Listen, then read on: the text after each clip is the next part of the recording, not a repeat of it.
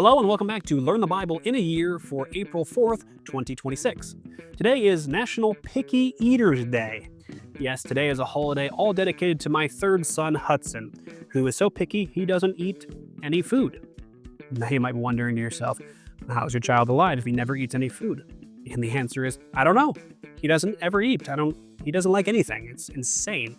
How my wife keeps him alive is a mystery to me. Today we're going to be covering Moses' epic farewell speech, Jesus sending out 72, and the Psalms about betrayal and healing. So let's jump right in. So diving into our Old Testament reading, we are starting a brand new book today, the book of Deuteronomy. The Israelites are camped on the plains of Moab, right on the edge of the Promised Land. And Moses is giving them his final massive farewell address before he dies. So Deuteronomy literally means second law. That's what the word means. And it's not really a new law. It's Moses repeating and explaining the law to a new generation of Israelites who are about to enter Canaan. The older generation, the ones who actually stood at Mount Sinai, have all died off in the wilderness because of their rebellion. So Moses is essentially saying, listen up, kids. Here's what God did for your parents, and here's where they messed up. And here is how you can avoid making the same mistakes. He starts by recounting the journey from Mount Horeb, which is another name for Mount Sinai. He reminds them about how God commanded them to break camp and take the land. He talked about setting up leaders and judges to help carry out the burden of a massive population. Then he gets to the painful part, the spy mission at Kadesh Barnea. Moses reminds them that it was actually their idea to send spies and agreed to it. But when the spies came back with a giant fruit but terrifying stories about giant people, the Israelites completely melted down. They refused to trust God even though he had just carried them through the wilderness like a father carries his son.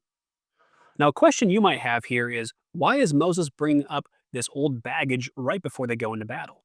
It seems like a terrible locker room speech, but Moses isn't trying to discourage them. He's trying to ground them in reality. He wants them to remember that their parents' failure wasn't a military failure, it was a faith failure. They didn't believe God was good, and they didn't believe that he was powerful enough to keep his promises. Moses is pleading with this new generation to trust the character of God. In chapter 2, Moses recounts how they finally turned back into the wilderness and wandered for 38 more years. He detailed their encounters with the descendants of Esau and Seir, and the Moabites and the Ammonites. In each case, God explicitly told Israel not to attack them or take their land, but God had given those lands to them as an inheritance. It's a beautiful reminder that God is sovereign over all nations, not just Israel, and he keeps his promises to everyone. All right, now let's jump into the New Testament here. Last time in Luke, we saw the Transfiguration and the disciples arguing about who is greatest. Today, Jesus is setting his face towards Jerusalem and expanding his ministry team. Now, at the end of chapter 9, Jesus has some intense interactions with the people who want to follow him, but with conditions. One guy wants to bury his father first, another wants to say goodbye to his family. Jesus' response seems pretty harsh here.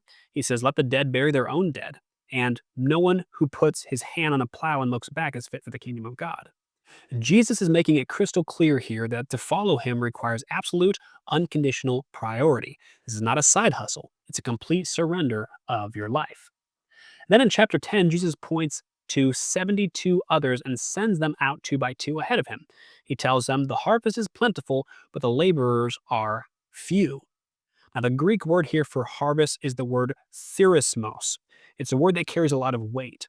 In the agricultural world, the harvest is a time of intense, urgent work because the crop is ripe and ready. If you wait too long, it rots. But theologically, therismos also points to the end of the age, the final gathering of souls into God's kingdom. Jesus is saying that the time is now. The hearts of the people are ready and the urgency is real. He sends them out with almost nothing, no money, no knapsack, no sandals. They are to rely entirely on the hospitality of the towns that they visit. This is very similar to when he sent out his 12 apostles a couple of chapters ago. If a town welcomes them, they are to heal the sick and declare the kingdom of God has come near. If the town rejects them, they're to wipe the dust off their feet as a warning of the judgment to come. Now, as you read this, you might see the instruction to wipe the dust off your feet as a warning against them. That's odd. Why would they do that?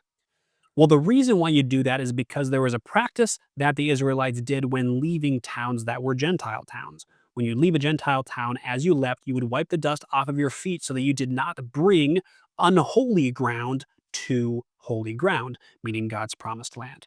Right? So here's the symbolism here. When they wipe the dust off their feet when leaving an Israelite town, they're essentially saying, we are counting you as Gentiles.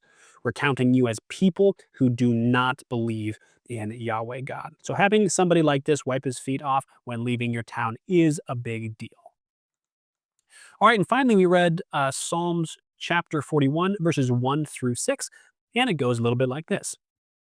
Blessed is the one who cares for the poor. The Lord will deliver him in the day of trouble. The Lord will protect and preserve him. He will bless him in the land and refuse to give him over to the will of his foes. The Lord will sustain him on his bed of illness and restore him from his bed of sickness. I said, O Lord, be gracious to me. Heal me, for I have sinned against you.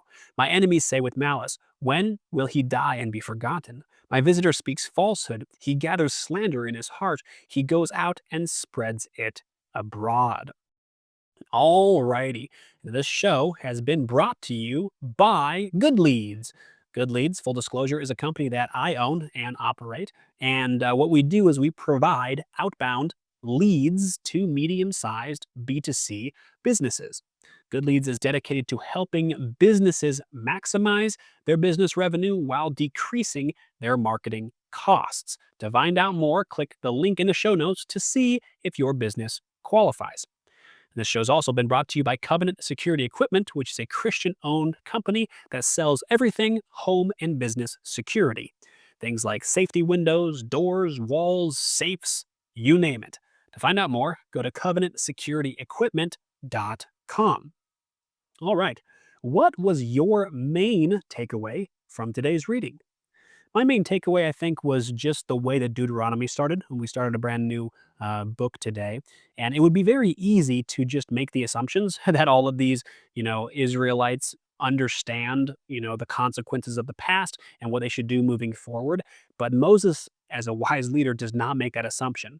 So he goes back over the history of what their people have gone through and why they weren't in the promised land already because of the sins of the past generation. And he's imploring them to not make those same mistakes. He's being a really wise leader by encouraging the current generation to pick up the flag and walk in the ways of God. And the reason why that's my main takeaway for today is because, gosh, we should be doing that today as well. And I know many of us already do. And it's not a judgment on any of you or myself. But what I would love to see more of, and I don't feel like I see it very often in Christian circles or churches and things like that, is the previous generation passing on their knowledge to the next generation. There tends to be generational gaps, and people tend to stick in their lanes. At my home church, which is Living Hope Church in Hayden, Idaho, we're trying to make a big emphasis on this of connecting the different generations. What can a 30-year-old learn from a 60-year-old? What can a 18-year-old learn from a 40-year-old? Things like that. And really building a culture of passing information down generation to generation, just like the wise leader Moses is doing here. So that was my main takeaway from today's reading. What was yours? I'd be encouraged to know. Put it down in the comments section, wherever it is that you're listening to this podcast.